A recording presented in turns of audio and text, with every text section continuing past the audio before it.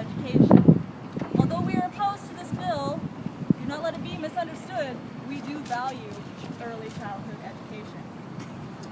What I can tell you though is that the current K-12 system in Idaho is misfunded, it's mismanaged, and quite frankly it's archaic.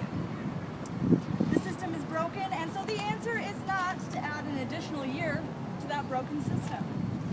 I believe that our time and our tax dollars as Idahoans are much better spent on improving the school system that we currently have. Now, I'm a father of two, and my son was so excited this last week to get out of school, and he said, "Dad, I'm getting out of school, it's going to be summer vacation." He's so excited, and I said, "Son, do you even know why we have summer vacation in schools?" And he said, "Yeah, Dad, it's to give us a break." And I said, "No, son. It is because back in the day, children had to get out of school to help harvest the crops on their farms."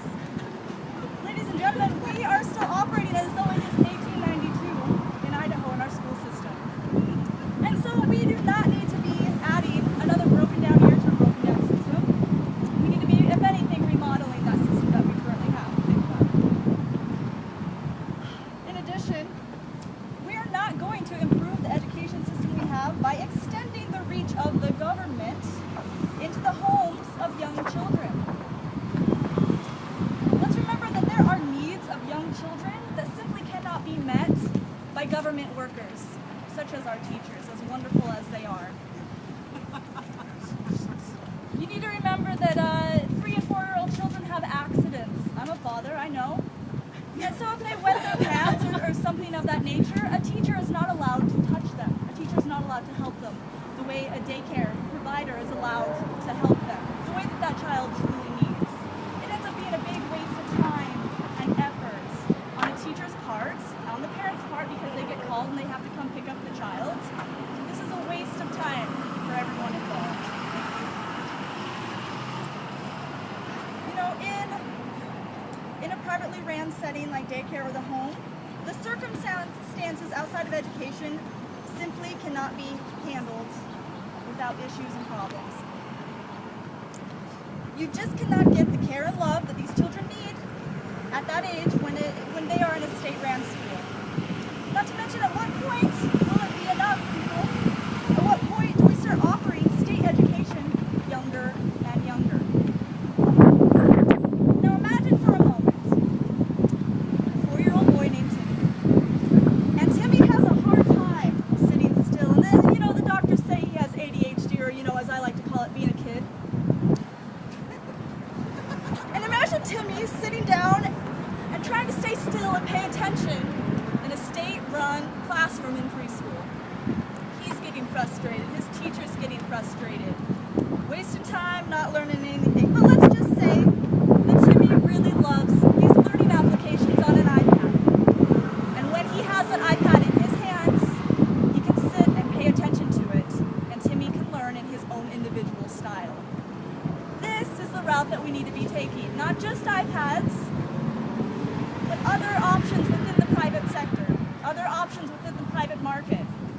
Let free market do what it does best and create the best options possible and be competitive to provide for our children and their individual needs. Let us not forget that the rate of autism has grown incredibly throughout the recent years, and that autistic children simply cannot sit and pay attention the way other children can in a classroom. We need to make sure we are catering to all of those children individually. With that, I would just like to say that, remember, I am for early childhood education, but this bill is not the answer to fulfill that need in Idaho. Thank you.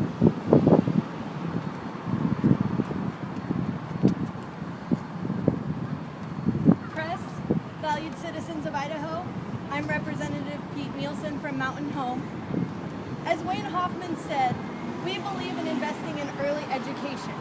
However, this proposed bill puts the cart before the horse, and a broken horse cannot pull a cart. We need to fix the broken system we now have before adding more. Constituents want other things before they want pre-K programs. They want us to fund K through 12. They're asking for higher teacher salaries and benefits, more extracurriculars, and full-day kindergarten.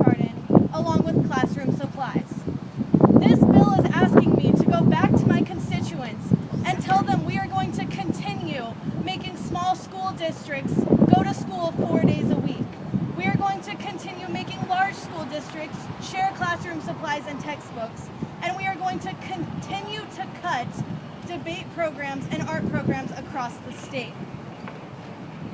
Proponents state how much support they have from organizations, but as our side continues to speak with parents, educators, and administration, those people who deal with the system every single day, we realize they do not have the support of Idaho people. With this pilot program, less than 1% of students across the state would be represented if the maximum number of students enrolled in the pilot program. The most important thing that we need to focus on right now is fixing K through 12 so that it can support those vital skills that we wish to develop in our students and our future leaders. We strongly encourage you to push our fellow colleagues and legislators and your representatives to vote no on this bill and fix the broken system we have now. Thank you. Russell, spokesman review. Yes. Representative Nielsen, you mentioned that in spite of this program, you think the real focus should be funding and improving the K-12 system. How do you propose to do that, and how do you propose to fund those programs? Well, one current misconception of this bill is that it is entirely privately funded. However, in the bill it states that there is a percentage of each year that is supposed to come from government funding, that is supposed to be matched by the government. However, with this being an unrepresentative population for the pilot program, that is money, the government matching is money that we could be putting towards funding the programs that our constituents are actually asking us to do first. And so is there a plan in place to go ahead and create funding to improve K-12?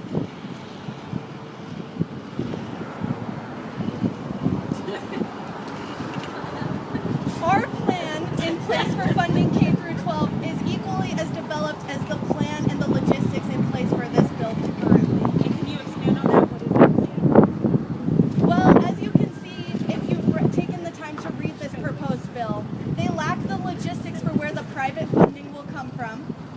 They lack how many days or hours per week this program will run. And once again, we point out to you that this is underrepresentative of the population of Idaho and the students. So therefore, we would be unable to gather the data that this bill is supposed to be gathering. Understood. So this bill aside, what are the plans in place to improve the K-12 system as it stands? That is not why we're here. We're here to support,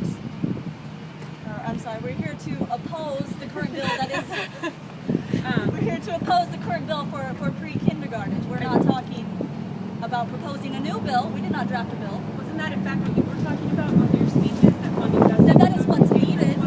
That is what is needed instead, but that is not what we're here to. In order to focus back again on K through 12, we need to take off the table the programs that are distracting from the current education system, such as this proposed bill. Thank With you, that, Renee. we have no time for further questions. Oh, sneaky!